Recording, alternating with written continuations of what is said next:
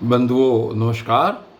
और कल की वीडियो में आपने सुना था कि किस प्रकार वामन बनकर, वामन अवतार धारण करके भगवान ने राजा बलि की पूरी पृथ्वी हर ली थी, पूरी पृथ्वी ले ली थी। तो उसके बारे में आज ये कह रहे हैं कि जो राजा बलि थे उन्होंने अपने सिर पर स्वयं वामन भगवान का चरणामृत धारण किया था। एक तरीके से उन्होंने उनको परम पद प्राप्त किया, उन्होंने उनका चरणामृत धारण किया। और ऐसी स्थिति में जो उनको देवताओं के राजा इंद्र की पदवी मिली, इसमें कोई बलि का पुरुषार्थ नहीं था, तो ये बल्कि स्वयं भगवान के द्वारा ही उनको ये पदवी दी गई थी। तो यहाँ आज ऐसी बात कह रहे हैं और आगे नारद जी को कह रहे हैं ब्रह्मा जी कि तुम्हारे अत्यंत प्रेम भाव से परम प्रसन्न होकर हंस के रूप में भगवान ने तुम्हें योग, ज्ञान और आत्म तत्व को प्रकाशित करने वाले भगवत धर्म का उपदेश किया। वो केवल भगवान के शरणागत भक्तों को ही प्राप्त होता है। और इस तरीके से आगे और उनके काफ़ी अवतार हैं। एक अवतार भगवान का भगवान धन्वंतरी के रूप में है। इसमें कहते हैं कि स्वनाम धन्य भगवान धन्वंतरी ने अपने नाम से ही बड़े बड़े रोगियों के रोग तत्काल नष्ट कर दिए। उन्होंने अमृत पिलाकर देवताओं को हमेशा के लिए अमर कर दिया।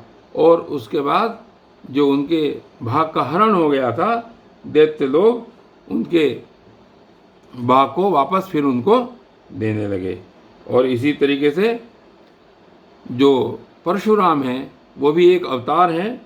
उनके बारे में कहा जाता है कि जब संसार में ब्राह्मण द्रोही आर्य मर्यादा का उल्लंघन करने वाले नारकीय क्षत्रिय अपने नाश के लिए ही दैत्यवश बढ़ जाते हैं और पृथ्वी के लिए कांटे बन जाते हैं, तो अपनी तीखी धार के फरसे के साथ में अवतीर्ण होकर उन्होंने 21 बार क्षत्रियों का संहार किया। और आगे कह रहे हैं कि भगवान मायापति भगवान हम पर अनुग्रह करने के लिए ही अपनी कलाओं के साथ भरत, शत्रुघ्न और लक्ष्मण के साथ श्री राम के रूप में इक्ष्वाकु के वंश में अवतीर्ण होते हैं। और इस अवतार में अपनी आज्ञा का पालन करने के लिए अपनी पत्नी और भाई के साथ वे वन में चले जाते हैं। और उस समय उनका विरोध करने के कारण रावण उनके हाथों मरता है। और त्रिपुर विमान को जलाने के लिए उद्यत शंकर के समान जिस समय भगवान राम शत्रु की नगरी लंका को भस्म करने के लिए समुद्र तट पर पहुंचते हैं, उस समय सीता के वियोग के कारण उनकी आंखें लाल हो जाती हैं और उनकी दृष्टि से ही समुद्र के जो मगरमच्छ हैं, सांप हैं और ग्रह आदि हैं, वो जीव जलने लगते हैं और समुद्र उनको एकदम रास्ता देने के लिए तैयार हो जाता है। और इसमें एक कथा और है कि जिस समय इंद्र का जो हाथी था ऐरावत, वो रावण की छाती से टकरा गया तो उसके दांत के टुकड़े टुकड़े होकर आसमान में चारों तरफ फैल गए और इंद्र को अपने और रावण को अपने ऊपर बड़ा घमंड हो गया। तो ऐसे जो घमंडी रावण थे, उनको घमंडी रावण को भगवान राम ने तुरंत परास्त कर दिया। और मैदान में जब वो गर्वपूर्वक भगवान श्री राम से लड़ने आया तो भगवान ने उनका घमंड एकदम चूर चूर कर दिया। और जिस समय आगे बता रहे हैं कि जिस समय झुंड के झुंड दैत्य पृथ्वी को रोट डालेंगे, उस समय उनका भार उतारने के लिए भगवान अपने सफ़ेद और काले केस से बलराम और श्री कृष्ण के रूप में कलावतार ग्रहण करेंगे।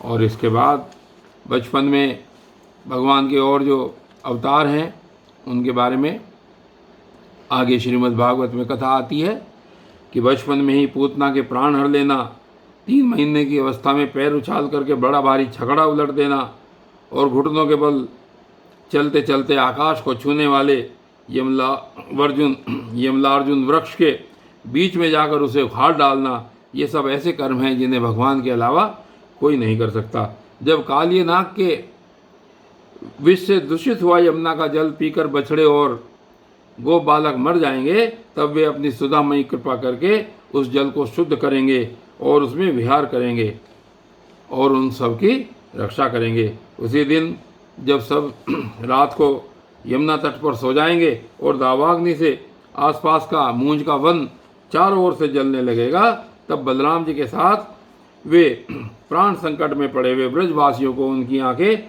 बंद कराकर उस अग्नि से बचा लेंगे। ये सब भगवान की लीलाएं हैं और उनकी ये लीला भी अलौकिक ही होगी।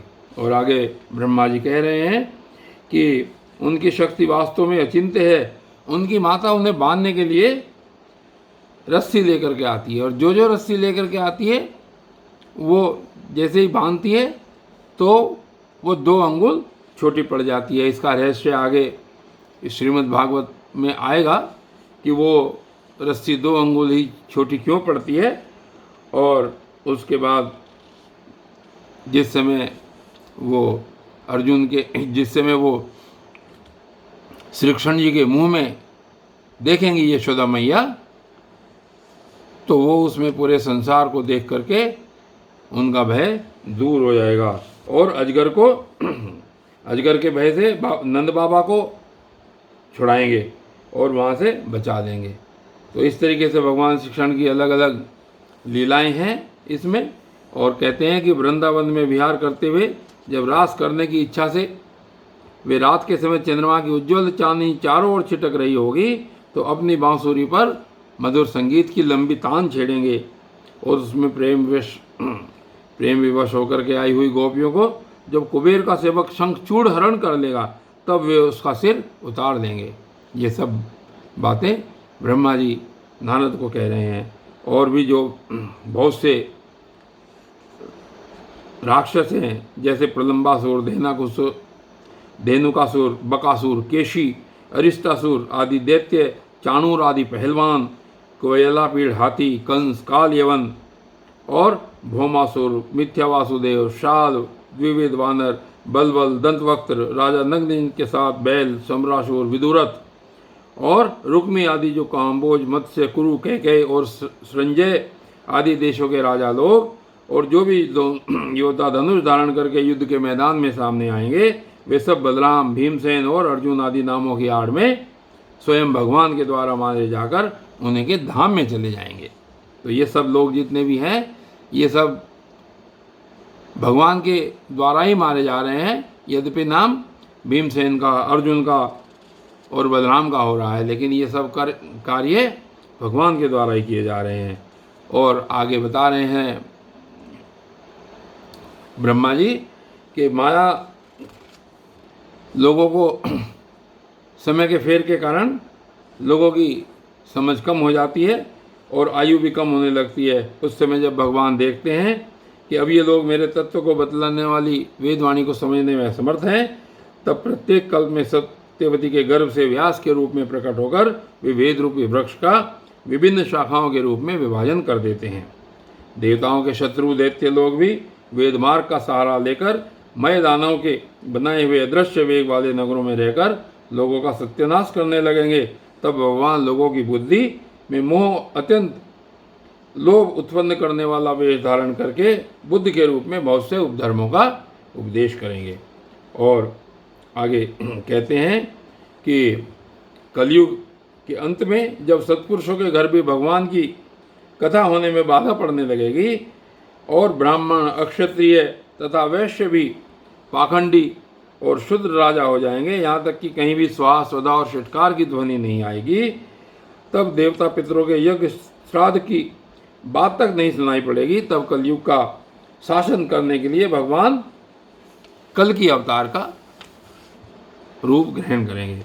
तो संसार की रचना का जब समय होता है, तब तपस्या 9 प्रजापति, मरीचि आदि ऋषि और मेरे रूप में, यानी ब्रह्मा जी कह रहे हैं कि मेरे रूप में जब सृष्टि की रक्षा का समय होता है, तब धर्म, विष्णु, मन, देवता और राजाओं के रूप में, तथा जब सृष्टि के प्रलय का समय होता है, तब अधर्म, रुद्र और क्रोधवश नाम के सर्प एवं दैत्य आदि के रूप में सर्वशक्तिमान भगवान की माया विभूतियाँ ही प्रकट होती हैं। इस तरीके से भगवान श्री कृष्ण के अनेक अवतारों के बारे में ब्रह्मा जी बता रहे हैं और आगे कह रहे हैं कि जिस समय मनुष्य यह मेरा है, यह मैं हूँ, ऐसे भाव करते हैं तो उस समय भी भगवान मनुष्य की सारी ये जो मोह है उसको हरण कर लेते हैं। और इसके बाद कहते हैं कि इनके सिवा और भी जो अन्य शिवा इक्ष्वाकु पुरुरवा मुचकंद जनक गाधी रघु अम्बरीश सगर गय ययाति आदि और जो मानधाता अलर्क सद्धनवा अनुरंति देव भीष्म और बलि मूर्तरय दिलीप सौभरी उतंक शिवी देवल पिपलाद सारस्वत उद्धव पराशर भूरिसेन और विभीषण हनुमान सुखदेव अर्जुन अर्ष्टिसेन विदुर और श्रुतदेव आदि महात्मा भी जानते हैं इसके बारे में। क्योंकि जिन्हें भगवान के प्रेमी भक्तों का सा स्वभाव बनाने की शिक्षा मिलती है वे स्त्री शूद्र हूण भील और पाप के कारण पशु पक्षी आदि योनियों में रहने वाले भी भगवान की माया का रहस्य जान लेते हैं और फिर इस संसार सागर में पुनः नहीं आते और इस संसार सागर को हमेशा के लिए पार कर जाते हैं। परमात्मा का वास्तविक स्वरूप एक रस शांत अभय एवं केवल ज्ञान स्वरूप है। न उसमें माया का मल है न उसमें द्वारा रची हुई विषमताएं ही हैं। तो वो सत और असत दोनों से परे है।